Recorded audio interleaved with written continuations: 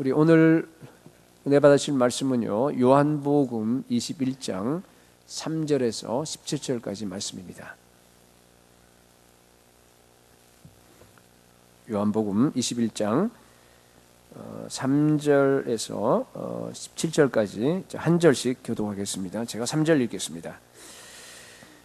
시몬 베드로가 나는 물고기 잡으러 가노나 하니 그들이 우리도 함께 가겠다 하고 나가서 배에 올라탔으나 그날 밤에 아무것도 잡지 못하였으니 날이 새어갈 때에 예수께서 바닷가에 서셨으나 제자들이 예수이신 줄 알지 못하는지라. 예수께서 이르시되 얘들아 너희에게 고기가 있느냐 대답하되 없나이다. 이르시되 그물을 배 오른편에 던지라 그리하면 잡으리라 하시니 이에 던졌더니 물고기가 많아 그물을 들 수 없더라.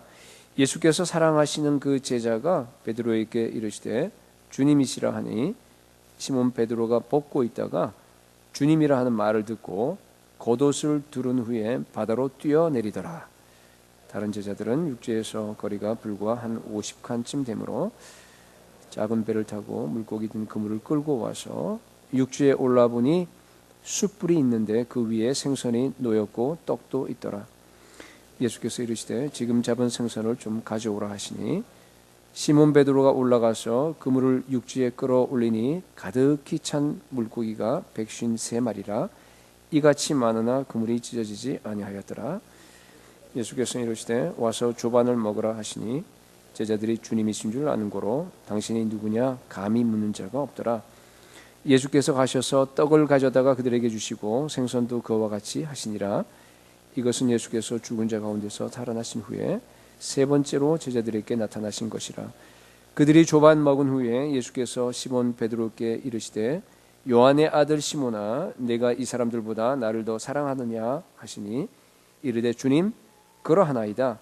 내가 주님을 사랑하는 줄을 주님께서 아시나이다. 이르시되 내 어린 양을 먹이라 하시고 또 두 번째 이르시되 요한의 아들 시몬아 네가 나를 사랑하느냐 하시니 이르되 주님 그러하나이다. 내가 주님을 사랑하는 줄을 주님께서 아시나이다. 이르시되 내 양을 치라 하시고 같이 있습니다. 세 번째 이르시되 요한의 아들 시몬아 네가 나를 사랑하느냐 하시니 주께서 세 번째 네가 나를 사랑하느냐 하심으로 베드로가 근심하여 이르되 주님 모든 것을 아시오미 내가 주님을 사랑하신 줄을 주님께서 아시나이다. 예수께서 이르시되 내 양을 먹이라. 아멘. 2014년 이제 오늘이 마지막 주일입니다. 무슨 말씀으로 전할까 이렇게 기도하는 중에서 오늘 이 말씀 치유와 회복에 대한 말씀을 주셨습니다. 이 본문은 여러분 너무나 잘 아시는 말씀입니다. 아마 이 본문에 대해서 설교도 여러 차례 여러분들이 들었을 줄로 압니다. 본문을 시작하자마자 수제자 베드로가요 나는 고기 잡으러 가겠다 이렇게 얘기를 합니다. 물론 이것은 좀 시간이 이제 한가해졌기 때문에 잠시 가서 이렇게 낚시하러 간다 그런 뜻은 물론 아닙니다. 또는 돈이 좀 떨어져서 이제 가서 아르바이트를 좀 하겠다, 이제 한번 가서 물고기를 잡겠다, 이제 이런 말도 물론 아닙니다. 이 문맥을 보면은 이제 여러분들 이제 쉽게 짐작할 수 있는데요. 베드로가 지금까지 3년 반 동안 예수님을 따라다니면서 제자의 삶을 살았습니다. 그런데 그 제자의 삶을 지금 내려놓겠다는 얘기입니다. 이제 그 모든 걸 접어버리고 옛날 직업으로 다시 돌아가서 그냥 세상으로 나아가겠다 그런 겁니다. 다른 말로 해서 사도직을 내가 지금 포기한다 그런 뜻입니다. 베드로는 지금요 완전히 절망 가운데 있습니다. 왜 베드로가 지금 절망 가운데 있습니까? 얼마 전에 받은 상처 때문에 그래요. 예수님께서 잡히시던 날 밤에 베드로가 3번이나 주님을 모른다고 부인을 했습니다. 마가복음에 보게 되면은 14장에 보게 되면요 그냥 부인한 것이 아니라 저주했어요. 그리고 맹세까지 합니다. 그럴 때 닭이 울었어요. 새벽 닭이 울었습니다. 그때 누가복음 22장을 보게 되면요 예수께서 돌이켜 베드로를 보시니 그랬어요. 그러니까 예수님이 지금 대제사장 그 집에서 체포되셔서 묶인 상태로 초췌한 그런 모습으로 지금 나와서 지금 딴 데로 옮겨가는 거예요. 공회로 옮겨가는 겁니다. 그런데 그러면서 돌이켜서 지금 베드로를 보신 거예요. 베드로와 눈이 마주쳤을 겁니다. 베드로는 깜짝 놀랐습니다. 예수님과 마주치는 순간 갑자기 떠오르는 생각이 있었습니다. 예수님이 뭐라 그랬어요? 네가 닭 울기 전에 3번 나를 부인하리라. 그때 베드로는요 아주 호언장담했습니다. 아닙니다, 예수님. 예, 내가 주와 함께 죽을지언정 내가 주를 절대로 부인하지 않겠습니다 라고 여러 사람 앞에서 자기가 약속을 했습니다. 근데 급하니까 자기 스승까지 배신한 겁니다. 자기가 바로 몇 시간 전에 했던 그 약속을 자기가 지키지 못한 겁니다. 여러분, 바로 이 순간에 베드로는요 자기 일생 일대에서 지울 수 없는 가장 인간이 받을 수 있는 큰 상처를 받게 됩니다. 야, 나는 정말 이거밖에 안 되는구나. 나는 겁쟁이야. 나는 비겁해. 나는 배신자야. 네. 베드로의 모든 자신감 무너져 버렸어요. 모든 자존감, 모든 믿음, 그 모든 것들이요 한순간에 다 완전히 와르르 무너져 버린 것을 경험했습니다. 베드로는 3년 반 동안에 자기 직업 다 버렸어요. 예수님만 따라다녔습니다. 수제자가 되었습니다. 이제 머지않아서 베드로는요 사도가 될 사람입니다. 사도의, 예수 말로 하게 되면 사도의 커리어를 갖다가 완전히 다 포기했습니다. 누가 베드로 따르겠어요? 그런 모습을 봤는데 고민 끝에 야, 이걸 내가 어떻게 해야 되나 너무 고민한 끝에 자기가 사역을 드디어 내려놓기로 결심을 한 거예요. 이제 나는 그냥 평범하게 가서 고기나 잡으면서 옛날로 다시 돌아가서 난 살아야겠다. 여러분, 지금 예수님이 부활하신 이후입니다. 우리가 생각하는 정반대가 돼버린 거예요. 새로운 기대를 가지고 새로운 사역을 갖다 가지고 같이 모아서 특별 기도회 하면서 서로 모여서 정말 그래야 될 베드로가 지금 완전히 절망해서 지금 바다에 내려가서 고기 잡고 있는 그런 장면입니다. 그런데 오늘 장면은요 그런 베드로에게 예수님께서 찾아오세요. 그래서 베드로 갖다가 회복시키는 겁니다. 여러분, 참 이 요한복음 21장은 언제나 읽어도 너무 아주 은혜로워요. 그죠? 여러분들이 아마 언제나 읽으면서 회복을 받는 그런 구절인 줄 알고 저도 그래요. 사실은 우리가 다 베드로예요. 그죠? 저도 베드로입니다. 저도 일평생 동안 사실은 하나님 안 떠났어요. 주일 예배 빠진 적도 없어요.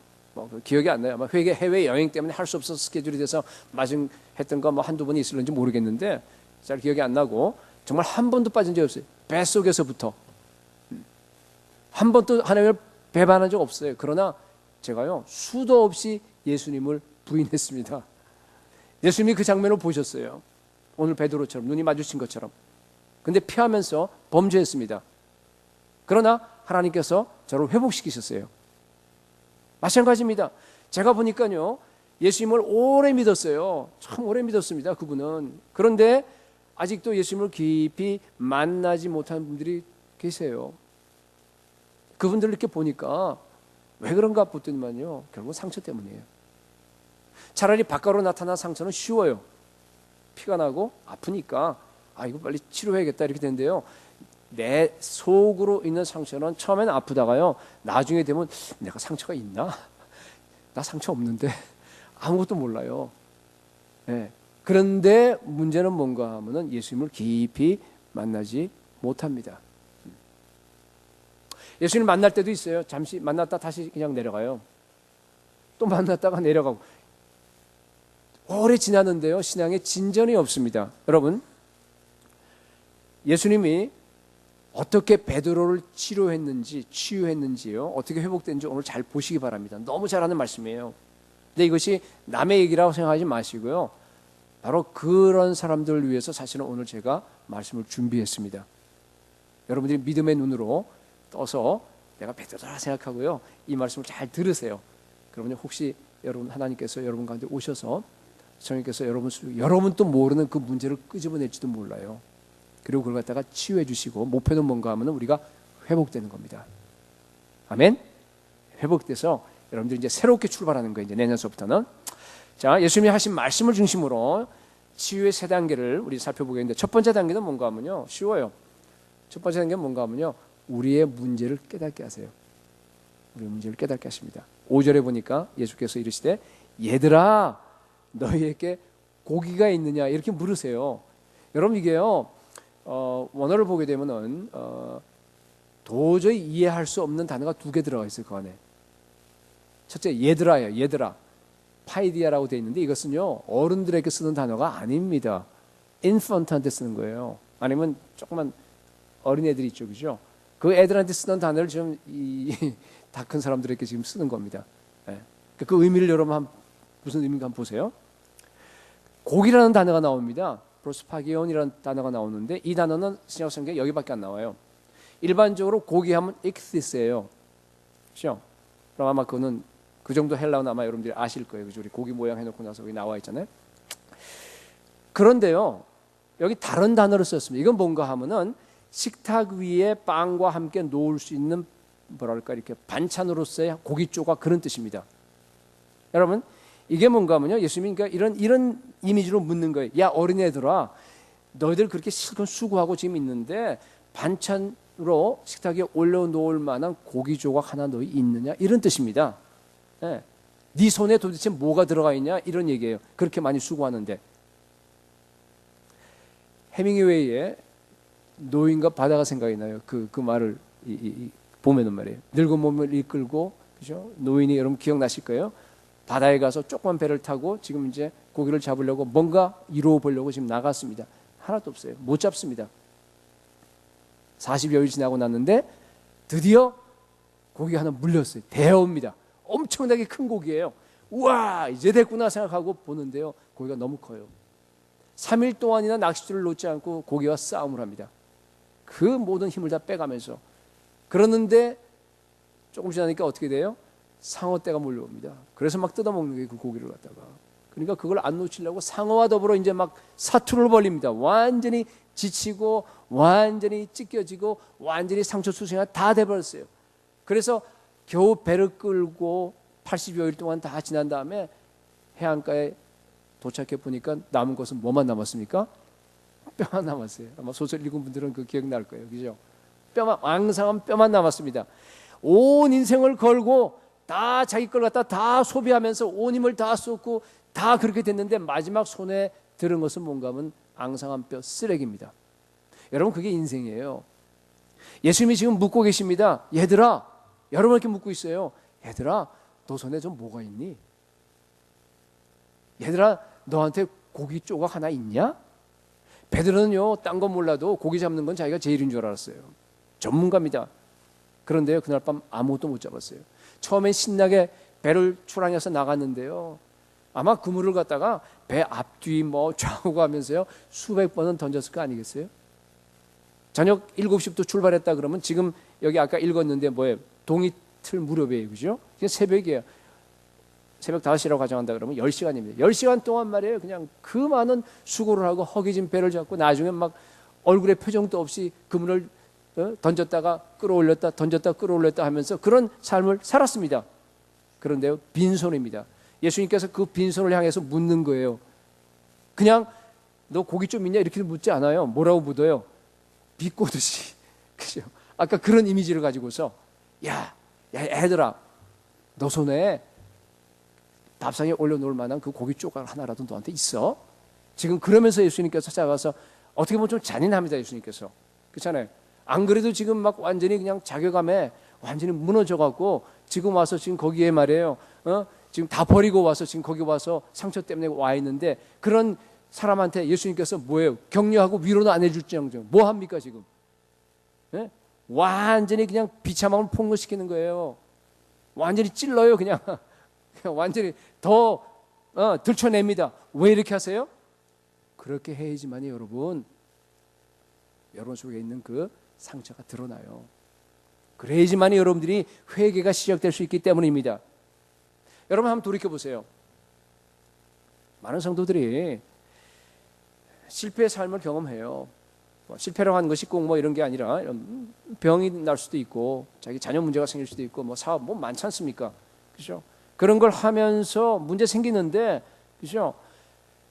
예수님께서 분명히 그 모든 것들을 갖다가 막아줄 수 있는 능력이 있어요. 근데 왜 그것을 허용하십니까? 늘 얘기하지만은 여러분을 향한 구체적인 하나님의 뜻이 있기 때문에 그래요. 그죠? 그런데 그걸 깨닫지 못하고요. 너무나 많은 사람들이요. 도망가요. 핑계를 댑니다. 예수님, 맞아요. 저 잘못한 건 사실인데, 그러나 저 부양해야 될 가족이 있잖아요. 그러나 보세요. 이런 환경 어떡합니까, 제가? 그러면서 환경 탓으로 돌립니다. 여러분, 그러면 회개가 안 돼요. 진정한 회개는요, 자기가 다 책임지는 거예요. 그런 환경으로 하나님께서 나에게 인도했을 때는 다른 탓을 하는 것이 아니라 전적으로 지금 하나님께서 여러분하고 지금 뭔가 대면해서 얘기할 것이 있다는 그런 뜻이에요. 여러분이 완전히 항복하고 내가 책임지고 여러분 솔직하셔야 됩니다. 많은 사람들이 솔직하지 않아요. 제가 보니까.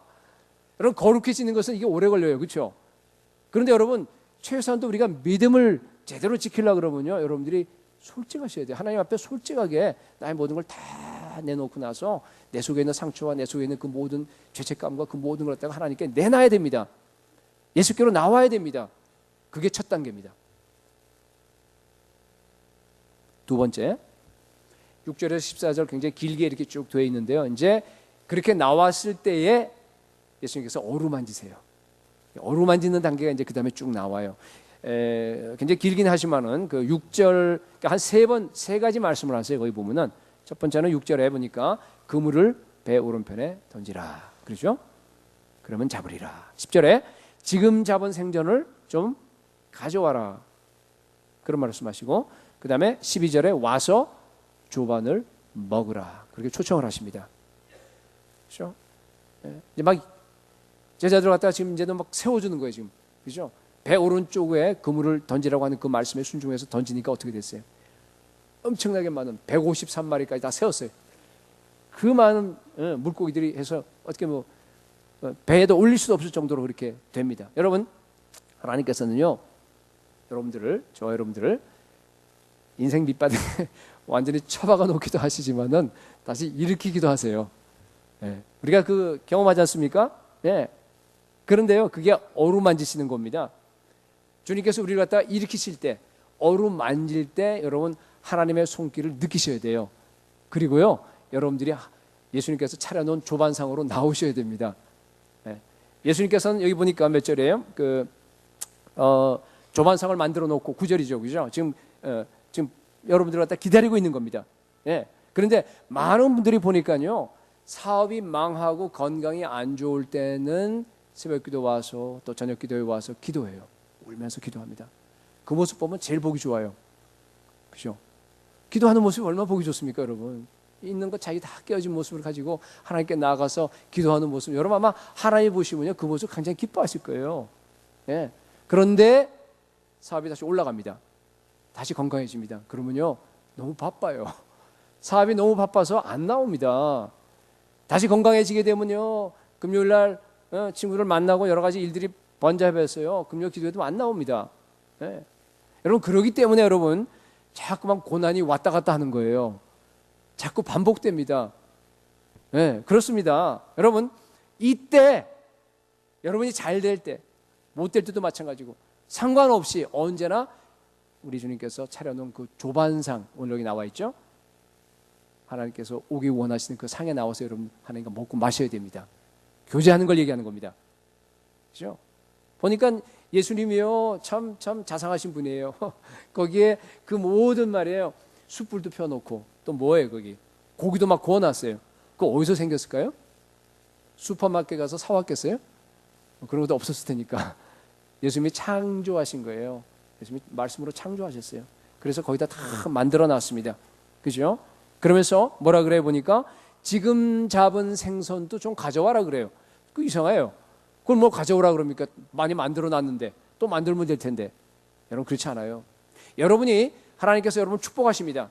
건강을 축복하시고 여러분들에게 여러 가지 그런 물질적으로 축복하실 때요, 여러분 잡은 것들을 갖다가 하나님께서 가져오기를 원하세요.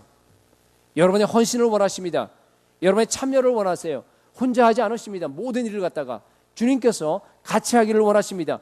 여러분, 그럴 때일수록 여러분 공동체 안에 많이 모이시기 바랍니다. 같이 오셔서 모이기를 많이 하고, 정말 그럴 때일수록 여러분들이 교회 생활에 정말 은혜 받으면서 하나님께 나아가야 합니다. 제가 보니까 3년 반 동안 베드로가 많이 변했어요. 똑같은 상황이 3년 반 전에 있었죠. 그죠? 예수님 처음 만날 때 그때는 깊은 곳에 가서 금을 던지라 해서 던졌더니 많이 잡혔어요. 그죠? 그때 베드로가 예수님을 향해서 뭐라 그랬어요? 주여, 나를 떠나소서. 나는 죄인으로소이다. 예수님께 가까이 못 갔습니다. 그죠? 근데 이번에는 지금 완전히 달라진 거예요. 이제는 완전히 이제 달라져서 어떻게 됐어요? 먼저 뛰어가요. 주님이시다 그러니까요. 그 말을 듣자마자 그냥 막 옷을 주섬기고 물속에 뛰어들어서 주님을 만나러 가는 모습을 봅니다. 나와 보니까 어떤 모습이 있어요? 숯불이 피어져 있습니다. 여러분, 베드로가 그걸 보고 나서 어떤 느낌을 가졌겠어요? 네? 숯불이 피어져 있어요. 바로 얼마 전에 지금 시간은 언젠가 하면 새벽이에요. 똑같은 지금 장면입니다. 예수님께서 의도적으로 지금 그 상황을 갖다 연출하신 거예요. 누구를 위해서? 베드로를 위해서. 네. 생각났어요. 자기가 부인하던 그런 모습이 거기서 그냥 생각이 났습니다. 여러분, 지금 여러분에게 하나님께서 그 문제를 지금 꺼내시고 계세요. 무슨 문제인지는 여러분만 아십니다. 네. 예수님과 마주 앉아서요, 여러분 식사하십니다. 지금 앉아서 허기진 배를 막 채워요. 그 다음에 그 젖었던 그 몸을 갖다가 불에 쬐면서 이렇게 말리고 정말 아주 화기애애한 분위기입니다. 그 안에서 정말 아름다운 대화가 왔다 갔다 합니다. 정말 마음이 훈훈해졌습니다. 베드로의 그 마음이 완전히 오픈됐어요. 완전히 다 열렸습니다. 그러나 그 마음속에 있는 응어리, 그 마음속에 있는 상처는 아직까지 치유가 되지 않은 겁니다. 여전히 남아 있습니다. 그렇죠? 예수님께서는 이제 식사 후에 본격적으로 그 상처를 지금 치유하기 시작하는 겁니다. 여러분, 그냥 깨닫는 것만으로 안 돼요. 그냥 예수님께서 오셔서 여러분들을 갖다가 어루만져 주는 것만으로도 그게 상처가 떠나가질 않아요. 이게 참 그동안에 많이 우리 여러분들 교회 안에 치유 사역이 많았어요. 그동안에. 그죠? 아마 기억하실 거예요. 근데 그런 거에 문제가 뭐였냐 하면은 상처를 드러내긴 해요. 부모까지 다 하면서 다 드러내고 그다음에 그 상처를 갖다가 어루만져 줘요. 어루만져 줍니다. 근데 그걸로 끝나버렸어요. 그죠? 그러니까 어떻게 해요? 치유받았던 프로그램에 치유가 완전히 되지 않고 다음에 또 와요. 그 사람이 또 와서 또 치유받기 원합니다. 또 울고 또 하면서 막 그럽니다. 이게 완전히 다 벗어나지 못하는 겁니다. 왜 그래요? 그 뿌리를 갖다가 완전히 드러내서 완전히 뽑아내지 못했기 때문에 그런 일들이 많이 일어나는 겁니다. 여러분, 치유의 핵심은 이제 제가 얘기하겠는데 그 다음 세 번째인데요. 그것만은 회개입니다. 회개예요. 네. 죄의 뿌리, 그 상처를 완전히 다 없애려고 그러면요, 여러분 속에 세상이 매력적으로 보이는 그런 뿌리, 그것을 갖다가 완전히 뽑아야 합니다. 예, 그렇게 해서 뽑아내고 그 안에 오직 예수 그리스도 주의 성령으로 여러분들이 그게 채워져야 돼요. 그래야지 완전히 치유가 됩니다. 거기 회개가 따르게 되는 거예요. 그래 되면요, 자기가 치유가 되면은 그 다음부터는요 세상에 나가라 그래도 안 나가요. 더러워서 안 나가요. 그렇죠? 나가질 않습니다. 오히려 내가 어떻게 그렇게 그 드라마를 갖다 재미있다고 봤지? 과거에? 예? 그 다음에 보라 그래도 안 봐요, 여러분. 예. 내가 왜 그렇게 오로지 돈 버는 일에만 그냥 집중해서 거기만 그냥 완전히 내 모든 걸 다 쏟아버렸지? 그거 하라 그래도 안 합니다. 완전히 치유되고 난 사람의 모습입니다. 그게 진정한 치유예요. 사실은 여러분, 치유와 회복이라는 단어를 여러분들이 좋아하세요. 굉장히 좋아합니다. 그런데요, 여기까지만 좋아해요.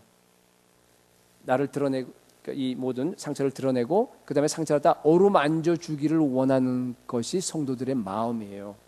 거기까지만 하기 원해요. 더 이상 안 나갑니다. 네. 여러분, 그건 치유가 아니에요. 정말로 중요한 것이 이제 세 번째입니다. 여러분, 그렇기 때문에요, 그런 생각에서 벗어나시고요, 성령을 사모하시면서 오직 성령만이 우리를 치유할 수 있습니다. 완전히 주님, 그 다음 단계, 정말 중요한 단계로 가서 제가 치유함을 받겠습니다. 여러분들이 이 시간 이렇게 갈망하시기 바랍니다. 자, 세 번째입니다. 본격적인 수술 과정입니다. 그것이 15절, 16절, 17절입니다. 그런 이제 베드로를 향해서요, 예수님께서 이제 수술을 시작합니다. 세상을 도려내는 작업이에요. 세상의 영향력을 갖다가, 그죠? 또 마귀의 영향력을 갖다가 완전히 다 뽑아내는 그런 수술이 시작합니다. 여러분 어떻게 수술했습니까? 예수님이 어떤 수술을 했습니까, 여러분? 네? 너무너무 간단하죠, 수술이. 3번 물은 거예요. 네가 이 사람들보다 나를 더 사랑하느냐? 네가 나를 사랑하느냐? 네가 나를 사랑하느냐? 3번 물은 거예요. 그게 수술입니다, 여러분. 네. 어떤 분들은 여기에 이제 굉장한 뭐 특별한 의미를 두면서 사실은 이게 헬라어 원어로 보게 되면은 우리는 그냥 사랑 이렇게 돼 있지만은 헬라어 원어로 보게 되면은 사랑 이게 두 가지를 썼어요. 하나는 아가파오라고 하는 동사, 아가파스메 이렇게 물어봐요. 너가 나를 사랑하느냐 이렇게 물어봤을 때 이 베드로는요 아가페라고 하는 그런 말을 쓰지 않고 필로세라고 대답합니다. 그건 뭔가 하면은 필레오라고 하는 동사를 씁니다. 다른 동사를 대답해요. 그래서 2번은 그렇게 묻다가 3번째는 예수님께서요 필레오라고 하는 동사를 씁니다. 필레이스메 하고 물어봐요. 똑같이 또 베드로는 필레오라는 동사로 사용해서 필로세라고 이렇게 대답을 합니다. 그러니까 그걸 갖고 굉장히 큰 의미를 두면서 뭐 이렇게 여러분 사랑을 갖다 뭐 에로스 그다음에 필로스 명사로 하게 되면은 또 아가페 이렇게 사랑으로 나누면서 이렇게 달라졌다 이렇게 얘기하는데 사실은 그렇지 않아요. 그건 잘못이고요. 그건 잘못. 왜냐하면 그것은 다 똑같아요. 에로스나 필로스나 아가페나요. 그때 당시는 우리는 지금은 이제 그렇게 보는데 그때 당시 이 성경이 기록되었을 당시에는 보면은요 똑같은 사랑이에요. 그냥 혼용해서 다 쓸 수 있는 사랑입니다. 그것이 제가 얘기한 것이 아니고요. 이미 1968년도에 신약 학계에 누굽니까 그 로버트 졸리라고 하는 그 사람이 연구 논문을 써서 이미 다 그는 인정돼서 다 알고 있는 사실입니다. 다 이미 당시의 그리스 문헌이나 70인역이나 또 신약 성경 전체에 보게 되면요 그런 구분이 없습니다. 제가 예를 들어 드리겠습니다. 구약 그 사무엘하 13장 15절에 보게 되면요 여러분 암논이 다말을 연애하고 사랑한 거 아시죠? 다윗의 아들 그죠? 그건 잘못된 연애예요, 그죠? 그런데 그것을 갖다가 우리가 쓰려 그러면 이게 구약 성경을 헬라어로 번역된 70인역을 보게 되면요 거기에 사랑이라는 연애라는 단어가 2개가 이렇게 겹쳐 나오는데 명사로 나오는데 뭐라고 나오는지 아세요? 에로스로 안 나오고요 아가페로 나와요. 그 사랑을 갖다가 그죠? 그 다음에 창세기 37장을 보더라도 보면은 그 필레오라고 하는 그거와 아가파오라고 하는 그 동사를 막 혼용했었어요. 구별이 없습니다. 신약 성경도 그렇습니다. 디모데후서 4장 10절에 보게 되면은 대만은 이 세상을 사랑하여 나를 버렸다라는 그런 말 아마 여러분 기억하실 건데요. 세상을 사랑한다 하는데요. 거기 뭐가 나오냐? 아가파오 동사를 써버려요. 세상 사랑하는 게 왜 아가페입니까? 그죠? 이게 혼용하는 겁니다. 그 다음에 요한복음 16장 27절에 그 앞에 나가보게 되면 하나님이 친히 너희를 사랑하심이라 이렇게 나와 있는데요. 필레오 동사를 써요. 하나님의 사랑을 그죠? 아가파오 동사를 쓰지 않고 필레오라고 하는 동사. 이게 혼용되는 겁니다. 하여튼 뭐 그러니까 그것은 문맥에서 여러분들이 구분하셔야 돼요. 그러니까 그것은 잘못된 거라고 하는 그러니까 별로 중요한 게 아니고 그건 그렇고요. 자, 왜 예수님께서 그죠? 3번이나 똑같이 물었겠냐 하는 거예요. 그거는 베드로가 3번을 갖다가 부인했기 때문에 제자들도 다 알았습니다. 그렇기 때문에 베드로를 갖다 다시 세워주기 위해서 다시 회복시키기 위해서 물론 그런 겁니다. 예수님은요 베드로가 예수님을 사랑한다는 것을 너무너무 잘 알았어요. 비록 옛날 직업으로 다시 돌아갔지만은 비록 자기가 세상으로 완전히 돌아갔다고 생각하지만은 그 마음속 깊은 곳에 베드로의 마음속에 예수님을 사랑한 사랑이 있다는 것을 알았어요. 저도 조금은 알 것 같아요. 하나님을 깊이 만나지 못하고 참 힘들어하는 그 형제 자매들 이렇게 봤을 때요. 제가 보기에는요. 저는 확신해요. 여러분 마음속에 여기 앉아있는 모든 성도들의 마음속 깊은 곳에요. 예수님을 사랑하는 사랑이 분명히 있습니다. 네. 어떻게 아냐고요? 그게 있기 때문에요. 매주마다 이런 설교 들으면서 여러분들이 이 교회 안 떠나잖아요. 안 그랬으면 이미 떠났어요, 여러분. 네. 여러분 속에요. 예수님을 사랑하는 사랑이 너무 있습니다, 여러분. 예수님은 아마 여러분의 그 사랑을 더 잘 보실 거예요. 3번이나 똑같이 나를 사랑하냐고 물으신 예수님의 의도는요, 여러분, 우리가 흔히 생각하듯이 베드로의 사랑을 확인하기 위해서 한 게 아닙니다, 여러분. 우리가 생각해봐도 알아요. 여러분, 아주 사랑하는 자기 남편에게 여러분들이요, 당신 나 사랑해요? 이렇게 물어봐요. 그죠? 그러면 저 남자가 나를 사랑하나? 그거 확인하기 위해서 묻는 거 아니잖아요. 왜 물어요? 내가 당신을 그렇게 사랑한다는 것 갖다가 지금 전달하는 하나의 방법이에요. 여러분 그렇게 안 해요? 아니, 엄마가 말해요. 엄마가 아주 이쁜 자기 아들한테 말해요. 너 엄마 사랑하는 거, 너 엄마 사랑해? 이렇게 물어봐요. 너 엄마 사랑해? 그래서 그건 무슨 얘기예요? 내가 말이야, 너를 얼마나 사랑하는 줄 알아? 세상에 모든 걸 다 주더라도 나 너 안 바꿀 거야. 나는 정말 너를 갖다가 너무너무 사랑해. 끔찍이도 사랑한다라고 하는 마음을 갖다가 전달하는 거예요, 여러분. 그렇잖아요. 너 엄마 사랑해? 묻잖아요, 그렇게. 아이들한테. 똑같습니다. 예수님은 지금 베드로에게요, 예수님이 베드로를 얼마나 사랑하고 있다는 것을 갖다가 지금 우회적으로 지금 얘기하는 거예요. 그러면서 묻는 거예요. 그렇죠? 왜 그렇게 묻겠어요? 왜 3번씩이나 묻겠어요? 베드로를 갖다가 회복시켜주기 위해서. 15절 보세요. 요한의 아들 시몬아, 네가 이 사람들보다 나를 더 사랑하느냐. 요한의 아들 시몬, 옛날 이름 불렀어요. 그죠? 예수 만나기 전에. 이 사람들보다라고 돼 있는데 사실 여기서 이중적인 의미를 갖고 있어요. 왜냐하면 헬라어 지시대명사 그건 보면 남성 복수가 될 수도 있고 중성으로도 가능해요. 중성 복수도 가능해요. 그렇기 때문에 이게 뭔가 하면 이 사람들보다 더 사랑하느냐 이렇게 물어봤을 수도 있고 이것들보다 더 사랑하느냐라고 물어볼 수도 있습니다. 두 가지 뜻이 다 있습니다. 이 사람들보다라는 얘기는 뭔가 하면 여기 있는 이 남자들 누구예요? 제자들. 그러니까 예수님이 지금 무슨 말씀하신 거예요? 내가 아직도 너를 갖다가 이 사람들보다 수제자로 내가 인정한다, 그런 뜻이에요. 이것들보다는 건 뭐예요? 여기 지금 잔뜩 지금 뭐예요? 옛날 고기가 얼마나 그게 부회상 그 사람들로 봐서는 그죠? 물질이에요, 그죠? 이런 내가 너를 갖다가 성공시켜 줄 수 있고 내가 너를 갖다가 정말 세상에서 권력과 그 모든 걸 다 줄 수 있어. 그러나 이런 것들보다 너 나 더 사랑하니? 그런 얘기예요. 아직 너는 비록 연약해서 큰 상처를 받아서 이렇게 좌절해서 세상으로 나갔다고 생각할지 모르지만은 그러나 네 속에 나를 향한 사랑이 있어. 내가 그걸 보아. 그리고 나는 너를 갖다가 여전히 똑같이 사랑하고 있어. 내가 끝까지 너를 사랑해서 아직도 수제대로 내가 인정하고 있고 그러나 단 베드로야, 너 세상에 있는 이 모든 것보다 이 모든 것들보다 너 나 더 사랑하니? 이렇게 물어본 겁니다. 베드로는 예, 그렇습니다.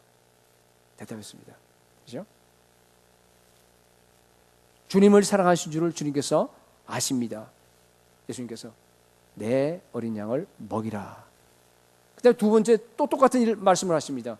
나를 사랑하느냐? 예, 사랑합니다. 주님께서 아시지 않습니까? 내 어린 양을 먹이라. 근데 문제는요, 마지막 17절이에요. 여기가 클라이막스입니다. 자, 예수님이 3번째로 물을 때는요, 여러분 이게 베드로가요 큰 상처를 받았어요. 상처를 받았는데 상처를 받았어요. 17절 한번 보십시오. 3번째 이르시되 요한의 아들 시몬아 네가 나를 사랑하느냐 하시니 주께서 3번째 네가 나를 사랑하느냐 하심으로 베드로가 뭐라고 되어 있습니까? 근심하여, 이런 말이 나와요. 근데 근심하여는 우리 굉장히 약한 표현이고요.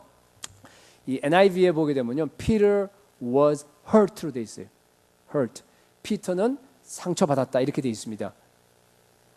원래 그 repair라고 하는 그 헬라어 그 단어는요, 굉장히 강한 단어예요. 이건 아주 비통하다 그런 뜻이에요.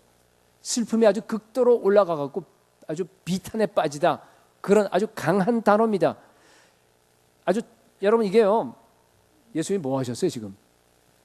이 3번째 물을 했을 때 이 상황을 여러분이 잘 읽어보셔야, 잘 이렇게 이 상황을 보셔야 되는데요. 이건 뭔가 하면요, 예수님이 지금 수술하신 거예요. 칼로 환부를 도려내버린 겁니다. 여러분 수술하려고 그러면 어떻게 돼요? 상처가 있으면 상처보다 더 깊이 파버려야 돼요. 예수님께서 더 헐트를 해버린 거예요. 그렇죠? 완전히 지금 들어가서 뿌리까지 밝히고 나서 그 베드로의 그 문제를 갖다가 뿌리까지 다 밝히고 나서 그 상처를 갖다가 어떻게 하셨냐면요, 베드로가 hurt 당할 때까지 밀고 나가버린 거예요. 그죠? 그런 상황입니다. 지금 완전히 파헤치고 칼로 잘라버렸습니다. 베드로는 너무 아팠어요. 그래서 막 으악 소리 지르는 게 지금 비통하게 아파서 막 부르짖기 시작했습니다. 언제까지? 자기가 예수님을 부인했다고 하는 그 근본 동기. 여러분, 왜 베드로가 예수님을 부인했어요? 지금 그 근본 동기를 지금 보시는 거예요. 그 상처에 지금 그걸 갖다가 완전히 도려낼 때까지 예수님께서 밀고 나가신 겁니다. 17절에서 베드로가 뭐라고 얘기합니까? 지금 주님, 모든 것을 아시오매 내가 주님을 사랑하는 줄을 주님께서 아시나이다. 제가 표현을 잘 못했는데요, 여러분 지금 베드로가 이 말을 할 때는 울어요. 바깥으로 크게 엉엉 울지 않을 수는 있어요.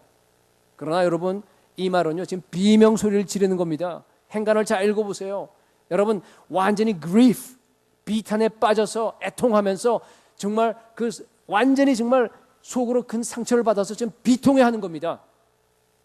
그게 애통하는 거예요. 그게 회개입니다. 여러분, 밖으로 울지 않을 수는 있겠지만요, 지금 속으로 울고 있는데, 아까 조반을 먹으면서 예수님께서요 베드로의 마음을 완전히 열었어요. 그죠? 완전히 열어놨습니다. 예, 부활하신 예수 그리스도께서 그 영혼 속에 베드로의 그 근본 상처를 갖다 레이저 광선을 쏴서 지금 완전히 지금 수술하는 겁니다. 엄청난 충격이 가해진 거예요. 예. hurt, 그런 표현을 썼습니다.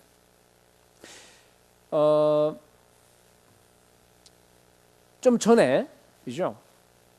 전에 베드로가 그런 자기가 예수님을 3번 부인하고 나서 자기가 했던 그 장면과 여러분 이렇게 한번 대조해 보세요. 굉장히 대조되지 않아요?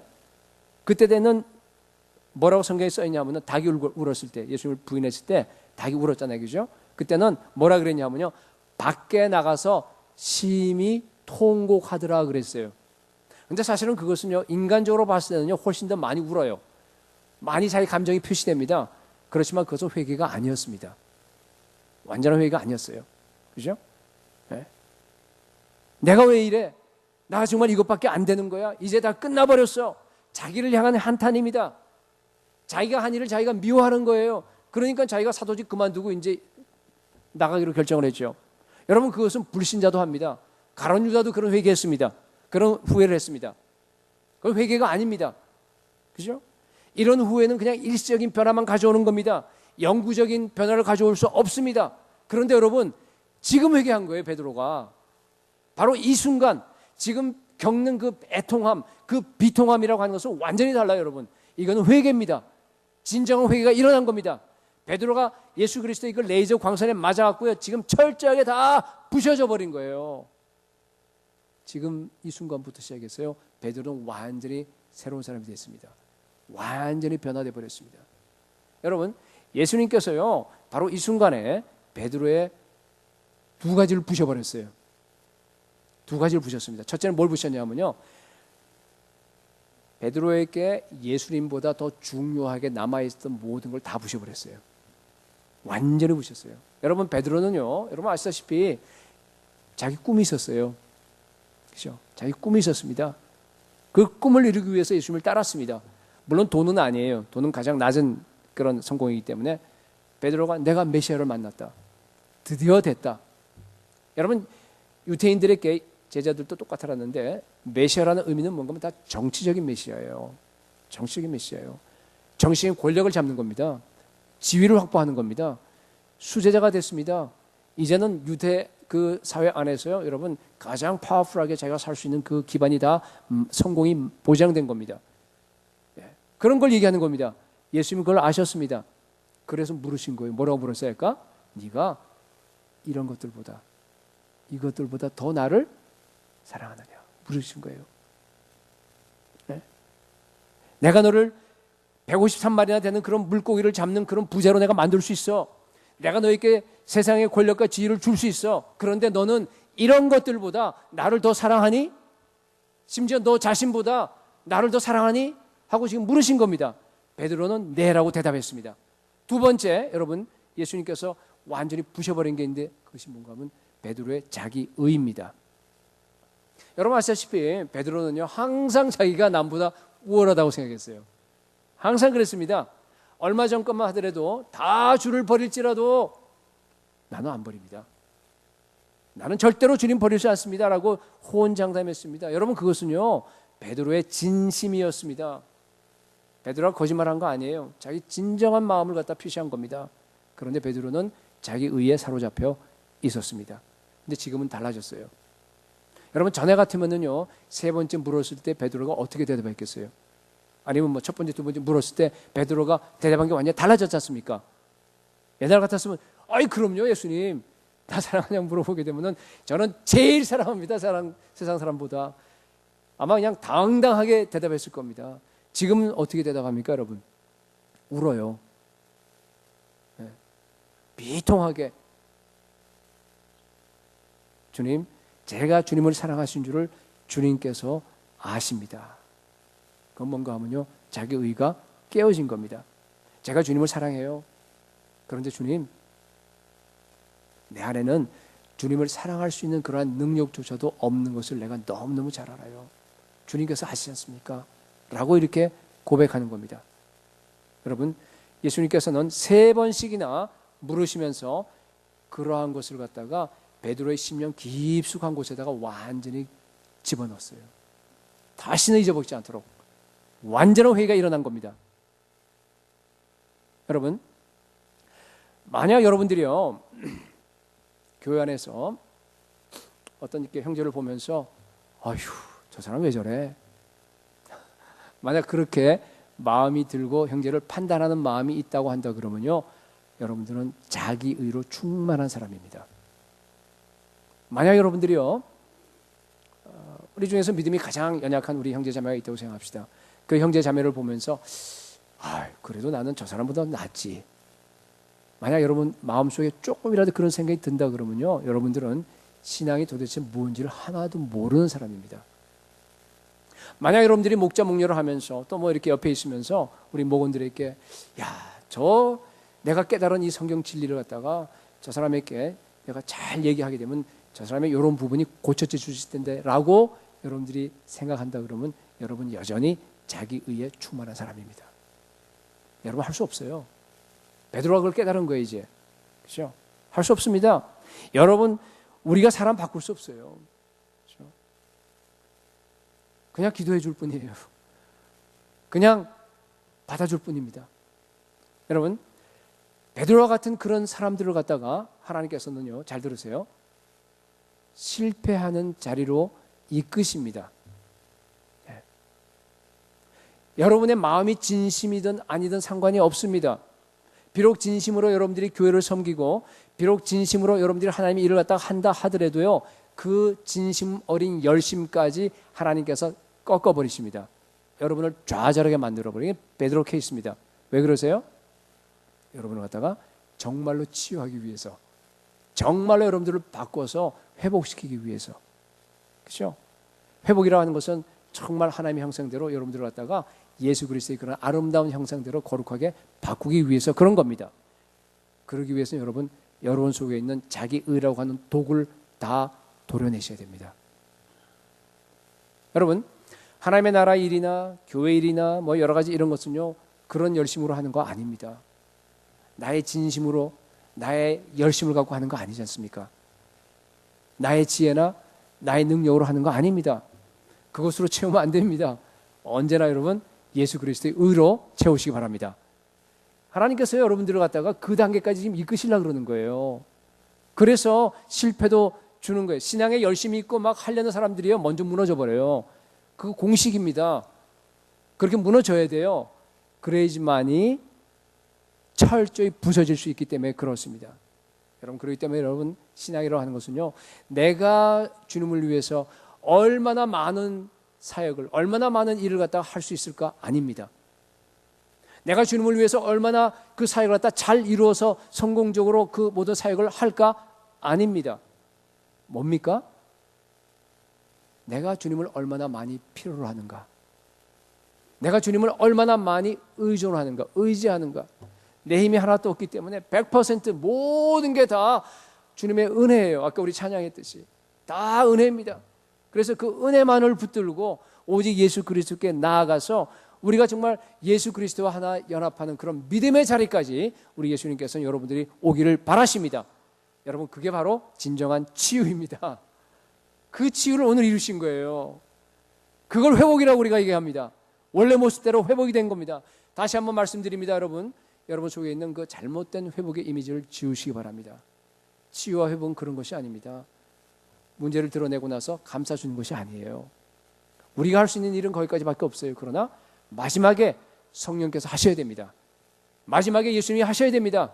치료의 강선을 비추셔야 돼요. 그래서 완전히 그것을 갖다가 다 도려내야 됩니다. 다시 말해서 여러분, 우리 측으로 보게 되면 그것은 회개입니다. 회개가 일어나셔야 됩니다. 진정한 치유는 여러분이 회개하고 돌이키는 거예요. 다시는 세상으로 빠지지 않는 것입니다. 그렇게 회개하게 되면 여러분 진정한 기쁨이 옵니다. 성령 안에서 자유함이 와요. 그리고 그러한 그 변화는요, 일시적인 변화가 아닙니다. 베드로 보세요. 일시적이 아니에요. 영구한 변화입니다. 영원한 생명이 내 속에서요, 매 순간마다 계속적으로 샘솟아 오는 겁니다. 이러한 그 치유가 일어난 베드로에게 우리 예수님께서 뭐라 그랬어요? 내 양을 먹이라. 사명을 주셨습니다. 여러분, 모든 치유와 회복은요, 목표가 있어요. 우리가 왜 치유를 받아야 돼요? 사명을 위해서. 우리 예수님께서 우리에게 주신 그 사명을 수행하기 위해서 이런 치유가 일어나는 겁니다. 베드로가 사명받고 어떻게 살았을 것 같습니까? 정말 겸손했을 거예요. 그죠? 정말 겸손했을 거예요. 자기는 예수님을 3번이나 부인하고 저주한 그런 죄를 갖다가 아마 못 잊었을 거예요. 예수님은 용서해 주셨지만은. 아침마다 새벽에 닭이 울게 되면요, 정말 자기를 받아주신 예수 그리스도, 자기를 용납하시고 자기 모든 죄를 갖다가 용서해 주신 예수 그리스도, 그분이 너무 좋았어요. 언제나 엉엉 울면서 그 하나님의 은혜 가운데 잠겼을 겁니다. 여러분, 베드로가요, 그 오랜 동안 사역하면서 배신하는 사람이 얼마나 많았겠어요. 베드로 갖다가 힘들게 한 그 사람들이 얼마나 주위에 많았겠습니까? 그런데 여러분, 그 사람들을 향해서 야, 이 배신자야 하고 얘기했겠어요? 못했습니다. 왜 그래요? 자기가 배신자였으니까. 나 같은 사람이 저기 또 있구나. 그런 사람을 보면서, 그죠? 사람을 보면서 더 품어주려고 그러고 그런 사람들 갖다 더 용납했을 거 아니겠어요? 그게 믿음의 사람이에요. 그죠? 그런 겸손한 사람에게 예수님께서는요, 베드로를 통해서 엄청난 교회를 일으켰습니다. 우리 2014년 이제 마지막 주일인데요. 여러분 한 분 한 분에게 성령께서 임하셔서 이러한 치유와 회복이 일어날 수 있기를 소원합니다. 그리고 여러분, 베드로처럼 사명을 받아서 새해에는 더 힘차게 하나님께서 우리 교회 여러분 각자에게 다 주어진 사명이에요. 그런 마라나타 비전을 향해서 힘있게 달려갈 수 있는 저 여러분이 될 수 있기를 예수 그리스도의 이름으로 축복합니다.